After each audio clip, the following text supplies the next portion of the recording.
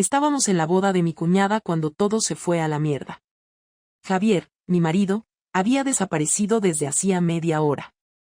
No respondía al móvil y su copa seguía donde la había dejado, a medio terminar, junto al plato de jamón que habíamos compartido. Pensé que habría ido a fumar o hablar con algún primo pesado. Pero cuando lo vi aparecer por la puerta del salón, con esa cara blanca como el mármol y las manos temblando, supe que algo pasaba. Caminó recto hacia mí, sin saludar a nadie, ignorando a los novios, a su madre, a los camareros. Yo estaba sentada con un grupo de amigas del trabajo que él ni siquiera conocía. Se inclinó hacia mí, bajó la voz y dijo: «Sal fuera conmigo». «Ya». Noté como todas nos miraban. Sonreí como si no pasara nada, me levanté, cogí mi bolso, y salí detrás de él. Caminamos por el jardín del restaurante, hasta una zona apartada con vistas al mar. Cuando estuvimos solos, me giró hacia él, todavía sin decir una palabra. Entonces sacó algo del bolsillo interior de su chaqueta. Era una foto. Impresa, en papel. No un pantallazo de móvil. Una foto real, con bordes blancos y todo, como las antiguas. En la imagen, yo estaba de espaldas, completamente desnuda, en una habitación que no reconocía, subida encima de alguien que tampoco podía negar que no fuera Marcos. Sí, ese Marcos. Sentí que se me apagó la respiración. No por la culpa, sino por el shock. No entendía cómo tenía esa foto. Ni cuándo había sido tomada. Ni quién la imprimió. Ni por qué me estaba enseñando eso ahí, justo en la boda de su hermana. Lo miré. Él no me dijo nada. Solo sostuvo la foto con los dedos, firme, como si fuera una orden judicial. Y entonces, con una calma que me dio más miedo que cualquier grito, soltó: «Marcos está aquí. También he invitado a tus padres. Y a los suyos. Esta noche va a ser inolvidable, ¿verdad?» No supe qué decir. Solo supe que estaba jodida. Durante semanas, Javier había sospechado, pero no tenía pruebas. Y no las buscaba en mi móvil, como haría cualquier marido desesperado. No. Él fue más allá. Contrató a un detective privado. Uno caro, uno de esos que no usan cámaras escondidas ni micrófonos en macetas, sino que saben cómo moverse, cómo obtener acceso donde nadie más puede. Lo supo todo desde el primer día. Desde el primer beso. Desde la primera noche en el hotel de Alicante. Supo en qué habitación habíamos estado, qué cenamos y cuánto tiempo duró. Supo que no fue un error ni un desliz, que no fue un calentón ni una borrachera. Supo que lo había planeado, que había elegido el sitio, el momento y la persona. Supo que llevaba semanas viendo a Marcos. Y supo que Marcos no era un desconocido. Era su conocido. No amigo, pero sí alguien con quien había coincidido. 2 cenas, una charla en un evento de la empresa, saludos educados y poco más. No le inspiraba confianza. Y tenía razón. El día que decidió contratar al detective no fue porque viera un mensaje raro, ni una actitud distinta, ni nada evidente. Fue porque llegué tarde a casa un martes, con el pelo ligeramente húmedo y la ropa que no coincidía con el clima. No tenía coartada. No recordaba qué excusa le di, pero estaba claro que no se la creyó. No me preguntó nada, no hizo una escena. Solo me ofreció una copa de vino, puso una película que sabría que no iba a ver y se sentó conmigo en el sofá, mirándome de reojo mientras yo fingía interés en la pantalla. Esa noche, cuando me dormí, él hizo la llamada. Lo que siguió fue más metódico que emocional. A Javier nunca le temblaron las manos para hacer lo que había que hacer. No montó una escena. No me dejó pistas. No cambió su comportamiento. De hecho, empezó a ser más atento. Me preparaba el café por la mañana, me acompañaba al coche los días que llovía, incluso empezó a mandarme mensajes al trabajo preguntándome cómo iba mi día. Eso me confundía, y me hizo bajar la guardia. Pensé que tal vez él también sentía la distancia, que estábamos en una mala racha y quería arreglarlo. Me hizo dudar. Por un momento, casi sentí culpa. No por lo que hacía con Marcos, sino porque no sabía cómo salir de todo sin dañar a nadie. Mientras tanto, el detective hacía su trabajo. Entró en hoteles, habló con recepcionistas, consiguió grabaciones de cámaras de seguridad, sacó información de reservas, recibió pagos en efectivo para conseguir horarios, matrículas, llamadas, entradas y salidas. Sabía los días exactos. Tenía fotos, videos, informes. Todo documentado y listo. Pero lo que más me dolió no fue eso. Fue saber que también había interrogado a mi entorno. Habló con mi compañera de oficina, la que me cubría cuando me iba a reuniones. Habló con una camarera que me sirvió copas mientras esperaba a Marcos en un bar de playa. Habló incluso con el portero del edificio donde vive Marcos. Me expuso entera, como si yo fuera un caso clínico. No dejó margen de duda. Y nunca me dio la oportunidad de explicarle nada. Cuando todo estuvo listo, lo guardó en una carpeta azul. La metió en una caja. Esa caja estuvo durante días en la parte alta de su armario, justo donde yo nunca llegaba sin una silla. Cada vez que me cambiaba delante de él, cada vez que le sonreía por cortesía, cada vez que fingía cansancio para no tener sexo, esa caja estaba ahí, sobre su cabeza, esperando el momento. Y él también. Eligió la boda de su hermana porque era el escenario perfecto. Gente elegante, familia reunida, ambiente festivo. Todo muy público, muy limpio. No quería gritos ni escándalos vulgares. Quería un golpe seco. Y lo dio. La foto que me enseñó no fue la más explícita. Fue la más clara. En la que yo no podía negar nada. Mi cara, mi cuerpo, mis gestos. Todo. Cuando se le enseñó a sus padres, porque lo hizo, claro que lo hizo, no hubo necesidad de explicaciones. Su madre lloró. Su padre se levantó de la mesa sin decir palabra. La hermana canceló el segundo baile. Y yo me quedé parada. No porque no tuviera una defensa, sino porque entendí en ese momento que no había marcha atrás. Ya no era una sospecha. Ya no era un error que se podía esconder. Era un veredicto. Marcos, por supuesto, también estaba allí. Invitado especial de última hora, sin saber que iba directo al matadero. Llegó solo, con su chaqueta arrugada y ese aire de chulo madrileño que tanto me gustaba cuando me hacía reír en los cafés escondidos del centro. No sabía que estaba a punto de convertirse en el payaso de una función que no había escrito. Cuando entró al salón y vio las miradas, supo que algo iba mal.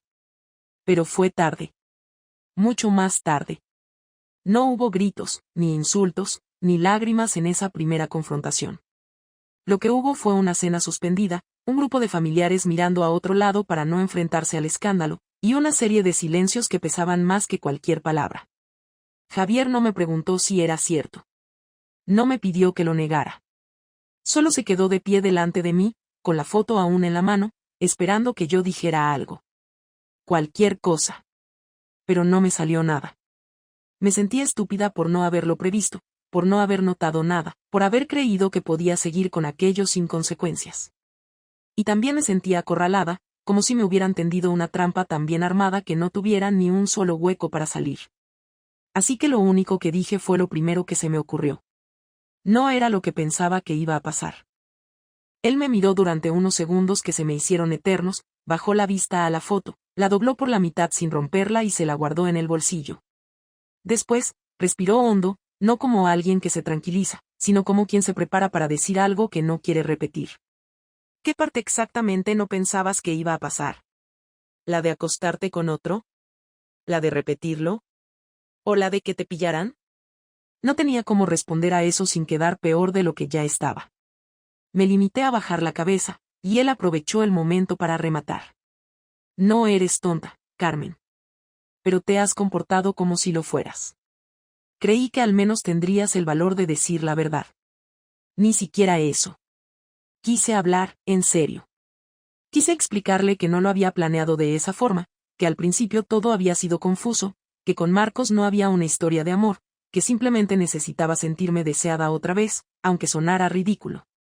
Pero nada de eso iba a cambiar lo que había hecho. Así que me arriesgué a decir algo que quizás sonaría más honesto. No me sentía bien contigo.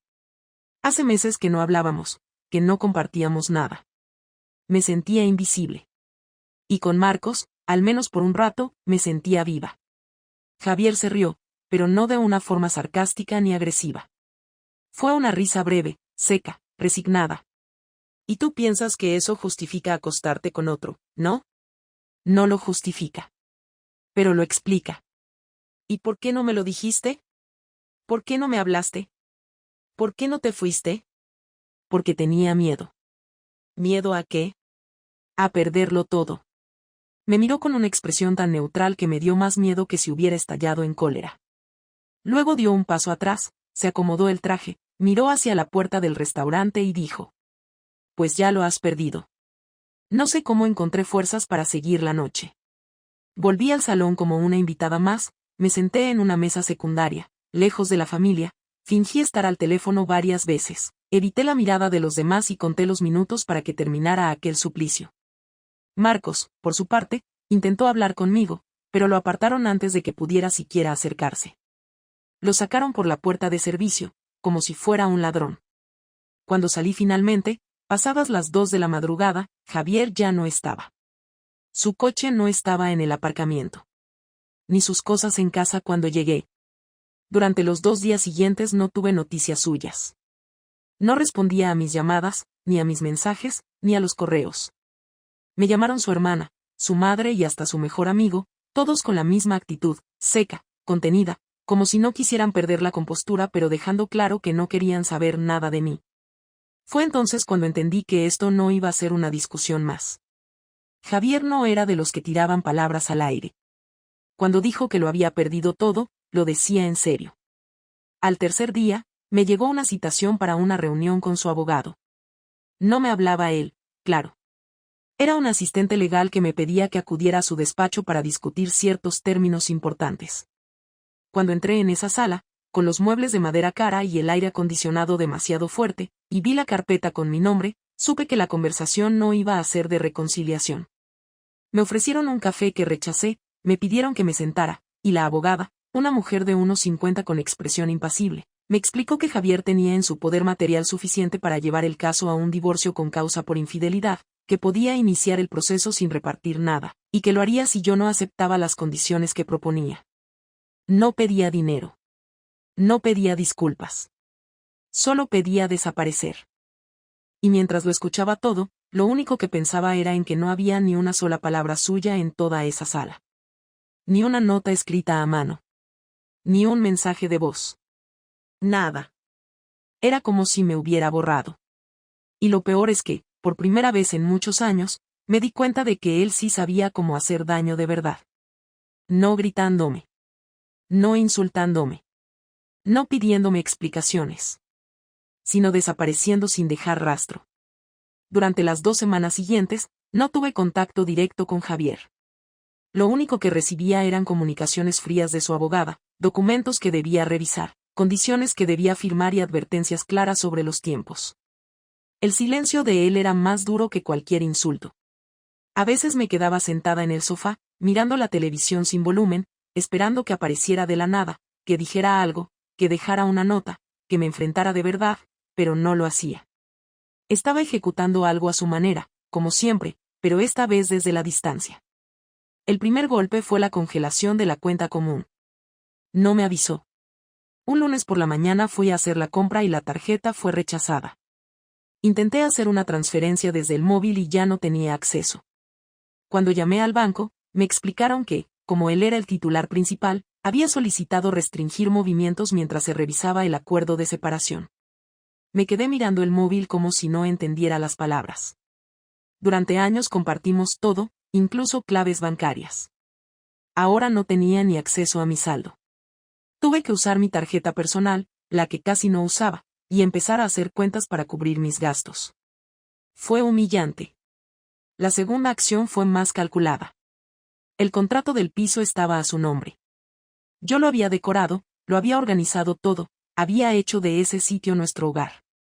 Pero legalmente, era suyo. Un jueves me llegó una notificación formal informando que debía abandonar el inmueble en un plazo de 30 días, ya que él ejercería su derecho de recuperar la vivienda como residencia principal. No me ofrecía alternativa. No me daba tiempo. No me dejaba opciones. Simplemente, me lo quitaba todo. Llamé a su abogada, le pedí una reunión urgente. No para suplicar, sino para entender. Necesitaba saber qué estaba pasando. Me senté frente a ella y le pregunté si Javier tenía alguna intención de hablar conmigo directamente. Su respuesta fue seca, casi ensayada. Él ha dejado claro que no desea mantener contacto. Cualquier comunicación debe hacerse a través de este despacho. Le pedí que al menos me explicara si todo esto era definitivo, si realmente pensaba dejarme en la calle después de 12 años juntos. La mujer me miró con una expresión que no era ni compasiva ni hostil, solo profesional. Él considera que usted ya tomó decisiones definitivas por su cuenta, señora. La frase fue como una sentencia. Salí del despacho sintiéndome cada vez más fuera de mi propia vida. Pero aún quedaba más. Un sábado por la noche, mientras intentaba distraerme viendo una serie que no me interesaba, sonó el timbre del teléfono. Era Clara, una amiga de la universidad con la que había perdido contacto hacía años. Carmen, ¿estás bien? No entendía la pregunta. Me lo dijo directo, como quien no quiere rodeos. Acabo de ver lo que ha publicado Javier. Me metí a las redes sociales y lo vi todo. No había nombres, no había insultos, no había nada que legalmente pudiera considerarse difamación, pero todos sabían que hablaba de mí. Había subido un texto largo, frío, detallado, donde hablaba de cómo descubrió que su pareja, después de años de confianza y trabajo compartido, había mantenido una relación paralela con alguien del entorno laboral. Hablaba de traición, de falta de respeto, de la decisión de cortar por completo con quien había destruido su confianza. Lo más fuerte no fue el texto. Fue lo que vino después. Comentarios, compartidos, likes. Su entorno aplaudiéndole. Compañeros del trabajo expresando su apoyo. Familiares suyos escribiendo frases que dejaban claro que sabían que se trataba de mí. Lo había hecho público. Me había expuesto sin necesidad de decir mi nombre. Era su venganza. Limpia. Sin gritos. Sin amenazas. Sin perder el control. Y por si fuera poco, esa misma semana recibí los documentos de su nuevo contrato de alquiler. Se había mudado a un ático en el centro, pequeño pero moderno, con terraza. Me enteré por su prima, que lo mencionó en un comentario sin saber que yo no tenía ni idea. No solo me había sacado de su vida. Me había reemplazado. Con una nueva rutina, una nueva casa, y con toda la gente a su alrededor aplaudiendo su decisión. Marcos, por supuesto, desapareció del mapa. Después de la boda, nunca más contestó mis mensajes. Intenté llamarlo varias veces, sin éxito. Me bloqueó en todas partes. En la empresa empezó a evitarme, cambió de turno, y finalmente pidió una reubicación. No me dio explicaciones. Supongo que le dio miedo el escándalo, o quizás simplemente le dio igual. Me usó, se fue, y me dejó con el lío. La noche que me senté en el suelo de la cocina, con una copa de vino barato y los papeles del desahucio en la mano, no lloré. No tenía lágrimas. Me quedé quieta, pensando en todo lo que había perdido. Pero no era el dinero. No era el piso. Era el hecho de que Javier había ejecutado todo con tal frialdad que no me dejó ni un rincón para resistir. Me quitó el control, la narrativa, y me dejó sola frente a las consecuencias. Cuando por fin accedió a hablar conmigo, ya era demasiado tarde para cualquier esperanza, pero aún así fui. La cita no fue iniciativa suya, sino una petición de mi abogada, que insistió en que un encuentro presencial podía evitar un juicio innecesario. Javier aceptó, no por mí, sino por cerrar de una vez todo lo que quedaba pendiente. Nos citamos en una cafetería neutral, ni cerca de su nuevo piso ni del antiguo, un sitio cualquiera en el centro donde nadie nos reconociera. Él llegó antes. No me sorprendió. Siempre fue puntual.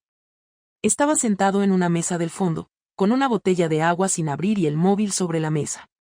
Vestía como siempre, sobrio, con una camisa clara y un reloj que yo misma le había regalado hacía años. Al verme, no se levantó.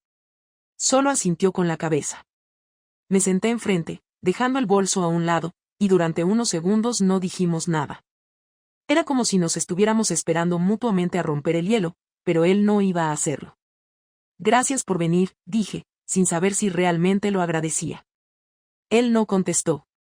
Solo me miró, con esa expresión que no era indiferencia pero tampoco calidez. Era como si estuviera observando a una desconocida con la que debía tratar por obligación. Sé que no tienes ningún interés en hablar conmigo, pero quería hacerlo cara a cara, aunque solo sea una vez, aunque no cambie nada, continué, intentando mantener la voz estable. Javier tomó el vaso de agua, lo llenó sin prisa, bebió un poco y lo dejó otra vez sobre el posavasos. No he venido a escucharte justificar nada. Si eso es lo que esperas, podemos dar esto por terminado ya. No quiero justificarme. Solo quiero entender en qué punto estamos, cómo va a terminar esto.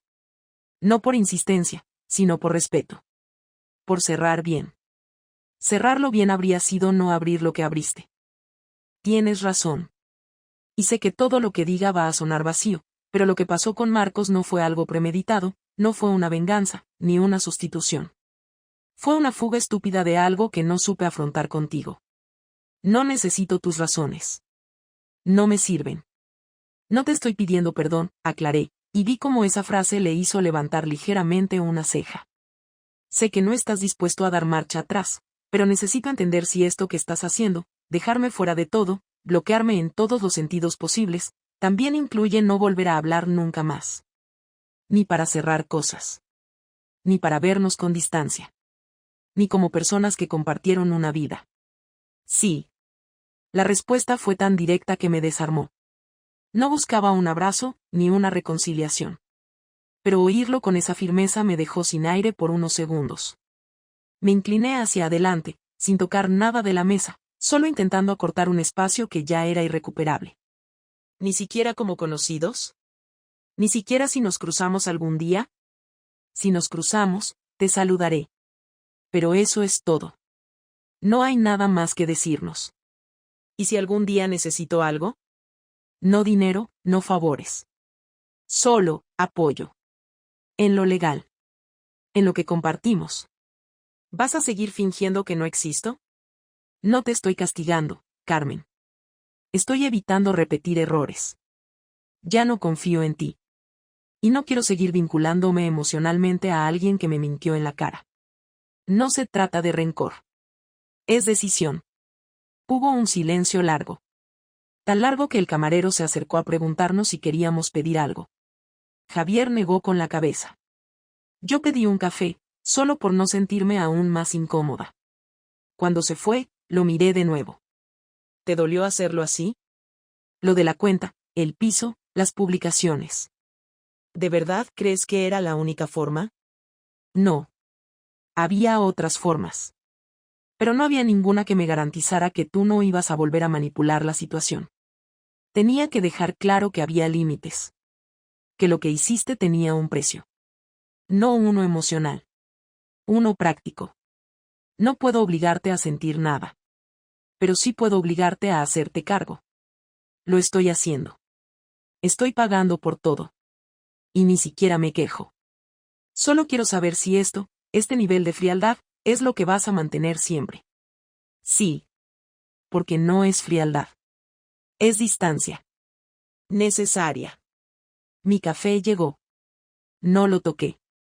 Él miró el reloj, como indicando que no iba a quedarse mucho más. Apreté las manos sobre las rodillas y lancé la última pregunta que tenía atravesada desde que todo esto empezó. ¿En algún momento pensaste en perdonarme? No. Porque en el momento en que decidiste ocultarlo, mataste cualquier posibilidad. El perdón se construye desde la verdad. Y tú solo dijiste la verdad cuando te vi sin escapatoria. Asentí. No porque estuviera de acuerdo, sino porque entendía que no iba a obtener otra cosa. No había nada más que discutir. Se levantó, cogió su móvil, dejó unos euros sobre la mesa para cubrir su agua y sin mirarme una última vez, se fue. Me quedé ahí sentada, con el café ya frío, con la cuenta sin pagar y sin saber qué hacer después. No hubo cierre emocional, no hubo reconciliación, no hubo ni siquiera insultos. Fue como si me hubiera desenchufado de su vida con la misma facilidad con la que uno borra una foto del teléfono. Simple. Sin ceremonias. Volví a casa caminando. No tenía ganas de coger un taxi ni de mirar horarios de autobús. Necesitaba tiempo. No para pensar, porque ya lo había pensado todo, sino para aceptar. Mientras andaba, repasaba cada momento de la conversación, buscando algo que se me hubiera escapado, un gesto, una palabra, una mínima señal de duda en su decisión. No la encontré. Javier había cerrado la puerta con una claridad que me costaba comprender. No había dramatismo en su rechazo. Solo determinación. Y eso era lo más difícil de digerir, porque no me daba nada a lo que aferrarme. No me dejaba ni el consuelo de pensar que, con el tiempo, todo podría suavizarse. No iba a pasar. Y yo lo sabía. Los días siguientes fueron aburridos, solitarios y funcionales. Me centré en vaciar el piso, embalar todo, clasificar lo que iba a guardar y lo que no tenía sentido llevarme. Cada objeto me recordaba algo, pero no de una forma nostálgica, sino molesta, como si estuviera haciendo limpieza de algo que ya no tenía sentido conservar.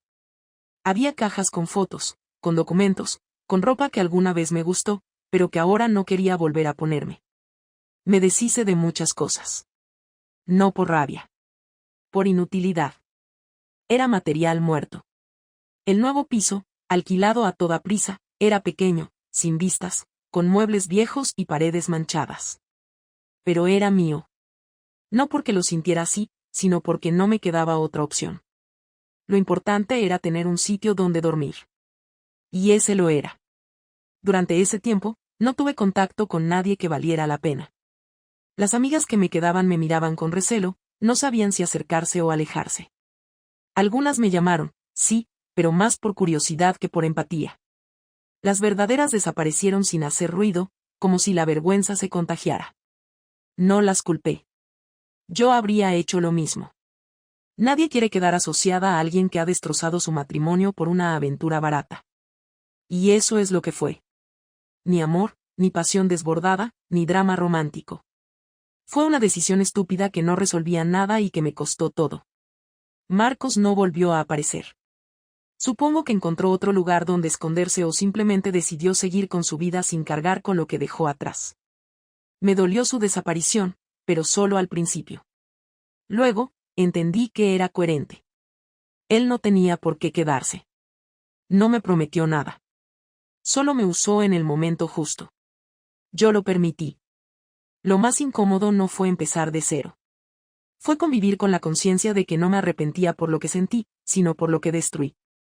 No me sentía culpable por haberme acostado con otro. Me sentía culpable por haberle fallado a alguien que, hasta el último segundo, me trató con más dignidad que yo a él. Lo pensé muchas veces. Si la situación hubiera sido al revés, si él me hubiera engañado, yo habría querido saber todo. Lo habría perseguido con preguntas, con reproches, con insultos. Él no hizo nada de eso. Me sacó de su vida sin gritar. Sin negociar. Sin buscar venganza emocional. Me dejó sola con las consecuencias. Y eso funcionó. Un mes después del último encuentro, firmamos los papeles. Fue rápido. Ni siquiera hicimos acto de presencia. Todo se resolvió entre despachos, con correos electrónicos impersonales y firmas electrónicas. Cuando llegó la notificación oficial del juzgado, ya me daba igual. Era solo una formalidad. El verdadero final había ocurrido antes. Esa noche, ya en mi nuevo piso, me senté en la única silla decente del salón, abrí una libreta y escribí algo que no pensaba enseñarle a nadie. No era una carta, ni un diario, ni un intento de desahogo. Era una lista. Puse en una columna todo lo que había perdido: casa, estabilidad, respeto, relaciones familiares, amistades, rutina. En la otra, lo que había ganado: silencio, espacio, libertad, tiempo. Y al final, un total en negativo. No me sentía víctima, ni injustamente tratada. Me sentía responsable. No por haberme equivocado, sino por haber ignorado todas las señales antes de hacerlo. Aprendí que no se puede jugar con alguien que no está jugando. Javier nunca compitió conmigo, nunca buscó tener razón, nunca trató de imponer su versión. Solo se fue. Y ese fue el castigo. Aprendí también que una sola decisión puede arrastrarte más de lo que piensas. No por la acción en sí, sino por todo lo que revela de ti.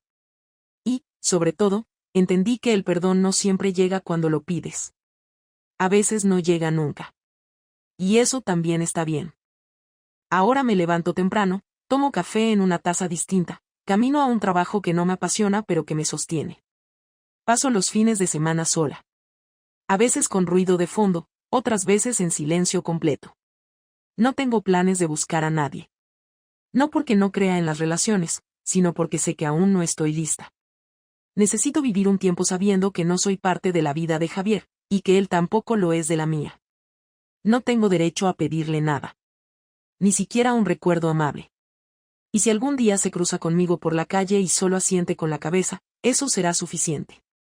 Porque así fue como terminó todo. Sin espectáculo. Sin drama. Solo una despedida seca, como debe ser cuando uno rompe algo que no tiene arreglo. Y esta vez, no pienso volver a buscar pegamento.